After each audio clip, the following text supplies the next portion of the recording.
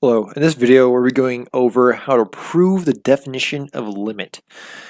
This is typically how they're going to prompt you. They may or may not give you the equation. I'm not 100% certain on that. They'll pick and choose when they would like to give it. But I know they have on occasion not given out the equation on the problem, so you do want to memorize it. So first step you do want to do is write down the equation if you're not already given it. So you want to prove that f of x minus L is less than some epsilon. So that's your error. That's how far away you are from wherever your limit is approaching. This double implies that between 0 and some delta, can't draw it, is the absolute value of x wherever your position is, minus x naught is wherever you are approaching. And just to point out all those components, so that's also the absolute value. That's x naught. Here is your f of x, and this is your L. So if you think about it, it kind of makes sense. You're saying wherever your function is minus wherever it approaches should be some error, and that also doubles implies how far away you are from your x position, which is delta. Understanding it helps, but it's just going to take some practice before you truly understand what you're doing. So first things first, let's go ahead and set up our problem. So we're going to have our f of x. So that's f of x is our 5x plus 4 minus our L, which is 29, has to be less than our epsilon. And this doubles implies 0 is less than x minus, or x naught, so remember it's going to be minus 5, so less than delta.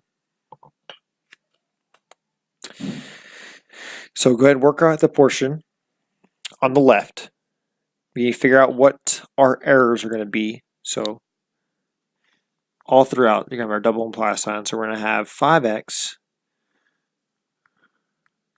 minus 25 is less than epsilon. We're going to get rid of the absolute value. So we can do that. You have your minus case, which is going to be less than 5x minus 25, and your positive case, which is going to be greater than that. Now you need to get it into this form. You get this middle portion right here. It's the form of this x minus x naught, because then you won't be able to show that your choose the smaller of the epsilons that refers to your delta. So what you would do in this case is divide by 5 from each side. So we have negative epsilon times 5x minus 5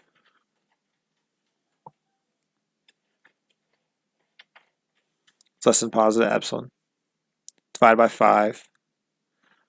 Sorry, no, we don't need a double. We don't need an imply sign there. And then you have negative epsilon over 5 is less than x minus 5, which is less than epsilon over 5. Now at this point, you want to choose the smaller of the two.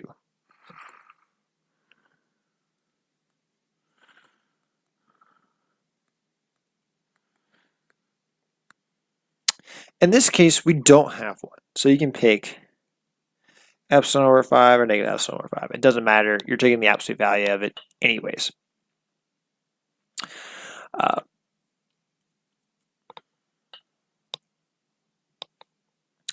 So that smaller of the two is supposed to be what your delta is in relation to your epsilon. So that means, let me go over here to our, here I'll put my double imply signs real quick, because I don't want to forget them. I'll lose points on it. Let me take this out.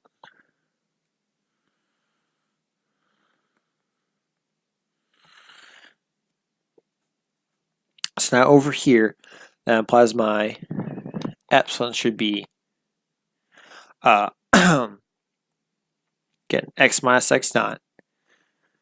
So it should be delta is less than the absolute value,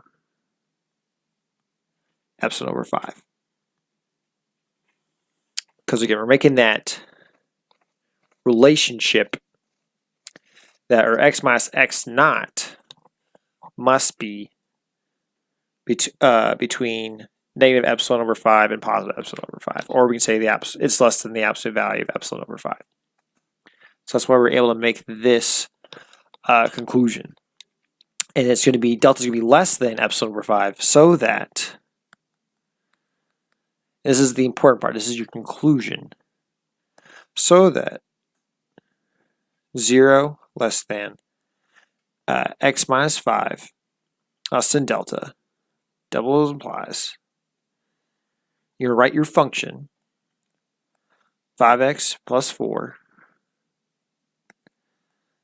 minus L, 29, is less than epsilon.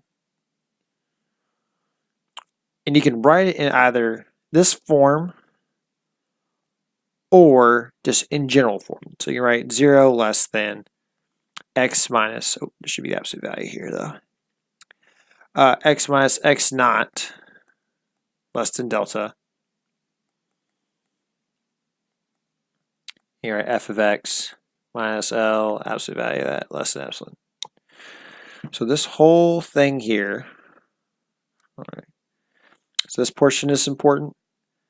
And you must also write down one of these two here. So all this is important, but you only need this one or this one. You don't need to write down both. But that conclusion is very important. That shows that you know that this is what my error can be for such delta difference in my x value. But again, it's important to understand how it works graphically and mathematically, but don't get too hung up on the details. If you have any questions about further stuff, there's definitely more other problems. There's cases where you do have to choose the smaller of the two epsilons. You don't just have two different cases. A case where that may be true is where this f of x here is not linear. So if you have a non-linear case, I'm going to just go ahead and show you a non-linear case. If you do have non-linear, you may get something that looks something similar to this. We have epsilon squared minus epsilon is less than some x minus x naught, which is less than some epsilon squared plus epsilon. So you must choose the smaller of these two. So the smaller of these two would be this, because remember, epsilon is a positive value. It's always going to be positive. It can never be negative. So if you have some small value minus a small value, in this case you have some small value plus a small value. So you know this one's definitely going to be less than our positive case when we look at it in terms of absolutely. So you always pick this one and when it comes to being smaller. But I do just want to just tell you that in case you do get that on your test, you choose the smaller. This is the case where it would be smaller. You may have something different. You might have some weird cube root, square root. There's so many different types of ways they can ask you. You would get it. But just know that epsilon is going to always be a positive value. If you do have any questions or any comments, please let me know. Try to be available and try to inform you all as much as possible. Or you can get more help. If you need more help, go to Khan Academy. Look at a practice test, look at the homework. There's so much that you can look at. But otherwise, there's nothing else drawn there. Good luck.